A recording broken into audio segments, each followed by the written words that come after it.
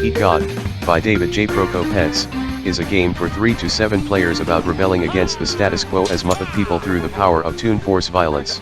You the players will play as folks, small funny looking creatures of all shapes and sizes born screaming from a primordial soup that other folks threw random shit in, but you are more than that.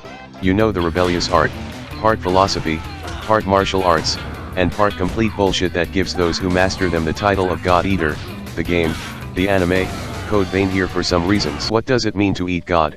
God could mean the system that keeps others down, and eating it means breaking those chains. Scotland forever! It could also mean a culmination of error in the understanding of our world, and eating it means finding another way, or it means exactly what you think it means.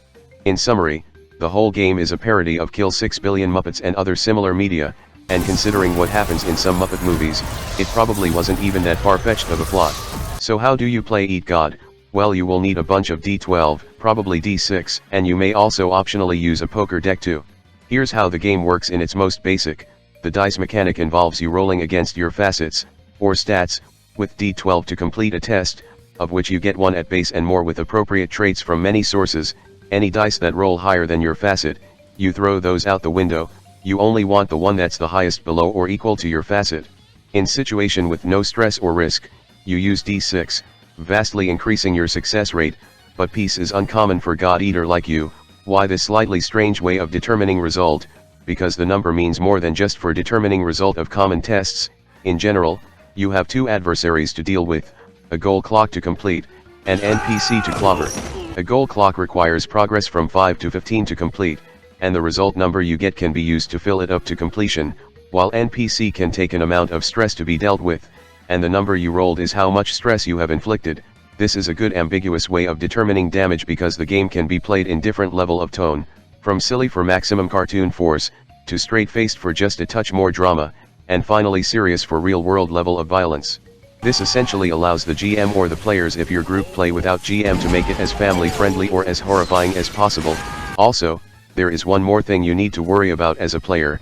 Every time you roll a test, you have to beware of the calamity threshold. Any dice you roll too high or equal to it, you will give your GM a calamity point, which is used to accelerate calamity God Eater are seemingly attracted to, or it can be used to worsen their situations. Needless to say, while you might be rebellious super martial artists that can bend reality with sheer will, sometimes it might just rubber band right back. So, let's talk about how to fix these calamity. Starting by making your weird little guy. You will be doing this in 5 steps: traits, size and appearances, facets and philosophy, the rebellious arts, and etc. Trait here stand for the uniqueness of your folks, what makes them different from others, but traits used for test can also come from NPC, locations, or items. This is then separated into 2, trait form and expression.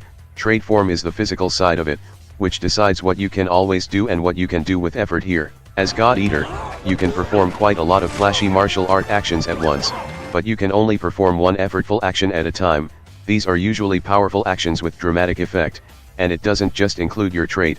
Using rebellious arts, eating food to recover stress as you take emotional and physical damage from failing tests and other scenarios, and other stuff, all these are effortful and cannot be performed at once. Trait expression on the other hand is the mental side of things. How your traits affects the outlook of your God Eater entirely written by you. Trait alone will allow you to do things others cannot, as while people can learn rebellious arts, you are just you. Your size and appearance is determined by rolling your height and weight and then rolling a random features up to 3 times. Your height and weight might seem nonsensical, but you are an impossible Muppet creature, so it doesn't matter, unlike a certain other cursed books. You can also roll in Imperial, you filthy motherfucker. Then there's your facets and philosophy, what you will be using to roll test with. Facets are the core of your mastery, and through this you will assert your will upon the cosmos. There are 3, ethos, to work your will through skillful actions, to act with care and diligence; pathos, to work your will through passionate actions, to act with force and spontaneity; and logos, to work your will through cunning actions, to act with strategy and guile. You can choose to assign your facets by hand, or by rolling or picking cards. Using your determined facets as a guide, you will also work out your creed, essentially what you believe to be truth of the world and why you wish to eat God. Roll with your highest facet, choose, or write your own down. In essence, facets isn't just your stats, it's your ability to argue with the world essentially. You are not using your mystical philosophy power like a piece of sharp rock, you are debating with reality itself with your bare hands, and you can win, and this is reflected even more with your rebellious arts. What truly makes you a god eater? Rebellious arts are powerful reality-bending effects that don't need test to activate, you just do it. Some can even be sustained over long period of time, and if you use it for a test, it gives +1 dice to it too, but of course, they have drawback. As mentioned before, using rebellious arts take effort, you can only use one of it at a time, or your trait, but not both unless you somehow combine them into a single effortful action, then you also need obstinacy to use them. Obstinacy basically translates to the quality or state of being stubborn. You can have 3 points of it at any time, and every use of rebellious arts takes 1. How do you regain them? By losing a test, because all that does is making you even more defiant of the cruel reality, and as if that's not enough, with 3 obstinacy, you can achieve limit break. Limit break is the ultimate expression of your rebellious art, in power, range, and scale.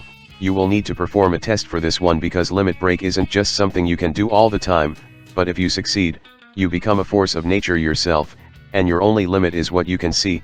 This usually means the scene your party is currently in. Just be very alarmed when one of your players starts asking about the moon. And after that it's just your name, your starting inventory, maybe optional random quirk, and that's it. You are good to start eating God. And that's basically it on Eat God, a game about dethroning heaven with cartoon violence. The game is still in development, so expect things to change here and there. Anyway, you can get it now on itch.io, both the free text-only version and the one that resembles Final Work more. That's all for now, and I will see you all next time. Hello there, if you like this video, please subscribe and click that notification bell button. If you want to see the videos early as well as further support my channel, you can join in my Patreon page, or buy me some coffee, links in the description. Anyway, have a nice day.